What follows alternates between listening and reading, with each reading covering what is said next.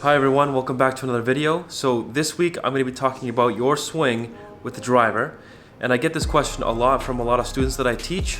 So I'm going to be demonstrating and explaining some key things to think about the next time you hit the driver. If you enjoy this video, please ensure you leave a like, and if you are new to the channel, please subscribe to see more golf related content.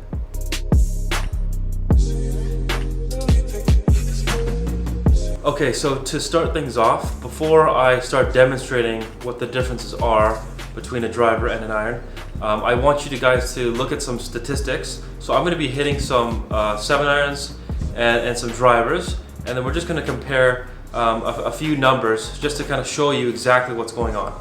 Okay, so I'm going to be hitting a 7-iron first, and we'll just take a look at the numbers.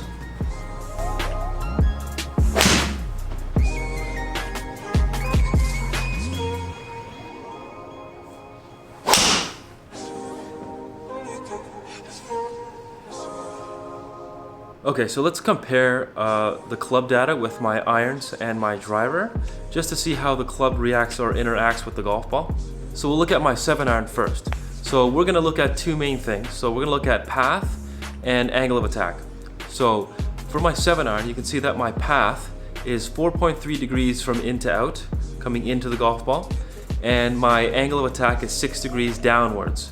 Okay, so with an iron, we all know that we have to hit down on the golf ball. So when we look at my driver club head data, you can see that the path is 3.4 degrees from in to out. So very similar path as an iron, but you can see the difference is mainly in the angle of attack. So you can see that my angle of attack is 0.9 degrees upwards, whereas my iron was 6 degrees downwards.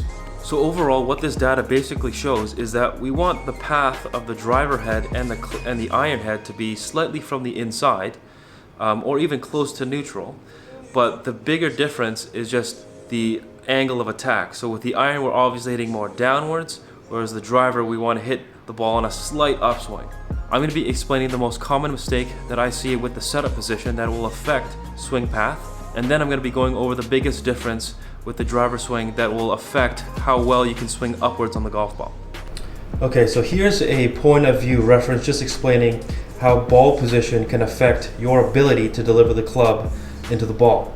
So I just have a noodle on the ground here on a curve, just representing the path of the club head, or the arc of the swing, because we know that in the golf swing the club travels in a slight arc.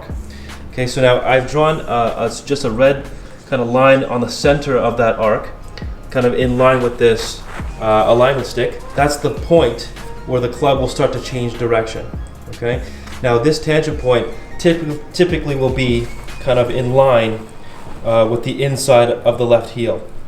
Okay, so now if you put the ball further back of this point, it actually makes it easier for you to deliver the club from the inside and create more of a draw, or too much of a draw. If you place the ball position in front of this point too much, it actually makes it more difficult for you to swing the club from the inside. You'll start to swing the club a few degrees from out to in. So you'll actually promote yourself to slice the golf ball more. So it's very important that if we want to have the driver head delivered into the club just a few degrees from the inside, that we place the ball kind of right on the tangent point there, so that when the ball comes in, or when the club comes in, it's just slightly from the inside, just like that. Okay, so a very common mistake that I see a lot of players make is that they put the ball position well too far forward in their stance. So that will make them come in more steep into the golf ball, and then actually get them to swing a bit more across it as well. So a few other common mistakes that I see with the driver setup happens from the front view. Okay, so the first common mistake that I see is that people come in with a very narrow stance, kind of setting up similar to an iron. So now the problem with having a narrow stance is that it just makes it harder for you to maintain balance, just because the driver is the longest club in the bag. So we do want the stance width to be a bit wider than shoulder width apart. Okay, so now once we have that ball position kind of lined up with the inside of the left heel, okay, the other common mistake that I see is that people have their head kind of right up against the ball, or actually even kind of on top of the ball, kind of like this. Okay. From the front view, it's important that you have a wider stance and your head is set up further behind the golf ball. So you can have a little bit of a kind of rightward tilt if you're a right-handed player, just to ensure there's a bit more of a gap between where the ball line is and your head. Okay, so if you're set up this way, you're going to make it easier and promote yourself to actually swing more upwards on the golf ball. So for the driver swing itself, we know that from the data earlier that the only real difference between a driver and an iron is the angle of attack. So the driver, we need to hit more upwards on the golf ball instead of down. So there's a few things that we have to do differently if you look at it from the front view. So now when it comes to the driver swing itself, the biggest differentiator between a really good player and a bad player is the ability from the top of the swing to get their lower body moving to the left as their upper body kind of stays tilted to the right and their head stays kind of behind the golf ball. Okay?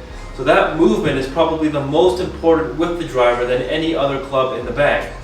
Now, when it comes to hitting up on the ball, a lot of people make some common mistakes.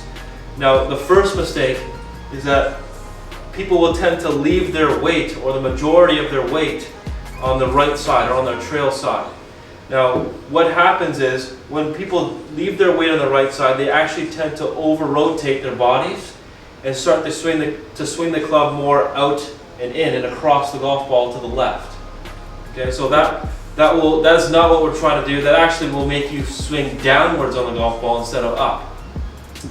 The second error that people make is that from the top, instead of moving their lower bodies to the left, okay, they actually keep their lower bodies still and they move their upper bodies to the right.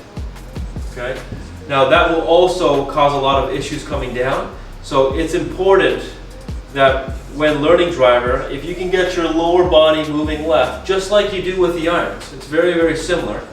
The only difference between an iron swing and the driver swing is that the rate at which you move your lower body left and you tilt your body to the right happens much faster.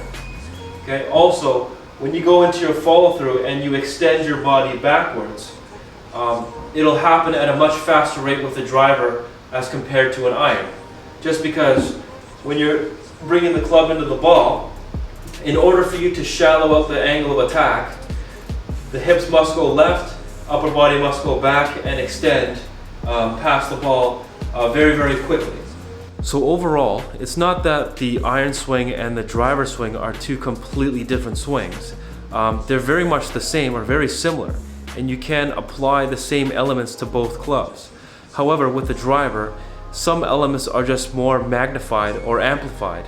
Thanks so much for watching. So I hope this video gave you some ideas or things to think about next time you're hitting the driver or you're practicing your driver. If you want any further clarification on anything, please leave a comment down below. Be sure to follow me on my Instagram at Jonathan K. Moss. But other than that, I will see you guys next week.